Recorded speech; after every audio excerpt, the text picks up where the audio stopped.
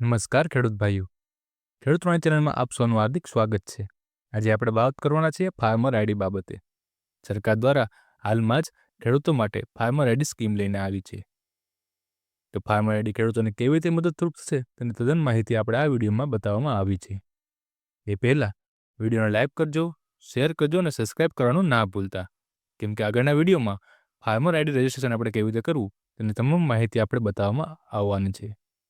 Agritech project અંતર્ગત ભારત અને ગુજરાત સરકારના સંયુક્ત પ્રયાસોથી ફાર્મર રજિસ્ટ્રી હેઠળ ખેડૂતોને આધાર આઈડીની જેમ ફાર્મર આઈડી મળશે.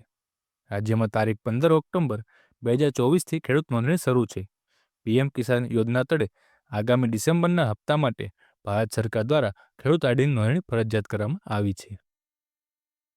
પીએમ કિસાન યોજનાના લાભાર્થીએ આ લાભ મેળવવા તારીખ 25 નવેમ્બર 2024 પહેલાં નોંધણી કરાવવી પડશે. વેબ પોર્ટલથી દરેક ગ્રામ પંચાયત કચેરીમાં નોંધણી થશે અને વધુમાં ખેડૂતો સાથે પણ નોંધણી કરી શકશે. રાજ્યના તમામ ખેડૂતોએ ખેડૂત આઈડીની નોંધણી ફરજિયાત છે, જેમાં ખોટી નોંધણી કરનારા લોકોની નોંધણી રદ કરવામાં આવશે.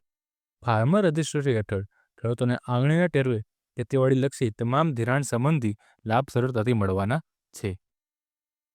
આંગળીના ટેરવે તેની તમામ જમીનની માલિકીની માહિતી મળશે, તેમજ તમામ ખેતીવાડી અને ધિરાણ સંબંધિત લાભો સરળ બનશે.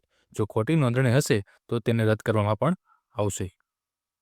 ભારત સરકાર પીએમ કિસાન લાભાર્થી ખેડૂતોના આગામી હપ્તા માટે આ ખેડૂત આઈડીની નોંધણી ફરજિયાત કરી છે. અમરેલી જિલ્લાના પીએમ કિસાન યોજના અંતર્ગત લાભ મેળવતા તમામ ખેડૂત મિત્રોને ખેડૂત આઈડીની નોંધણી ફરજિયાતપણે કરવા અનુરોધ કરવામાં આવ્યો છે. ખેડૂતોને આધાર કાર્ડ સાથે લિંક મોબાઈલ નંબર અને 8 નકલ 7 બારની નકલની વિગત સાથે વધુ માહિતી માટે ગ્રામ્ય કક્ષાએ સંબંધિત ગ્રામ પંચાયત કચેરીના વિલેજ કોમ્પ્યુટર એન્ટરપ્રિન્યોરનો સંપર્ક કરવાનો રહેશે. ખેડૂતલક્ષી માહિતી માટે આજે જ ખેડૂત વાણી ચેનલને લાઈક કરો, શેર કરો અને સબસ્ક્રાઈબ કરવાનું ના ભૂલતા.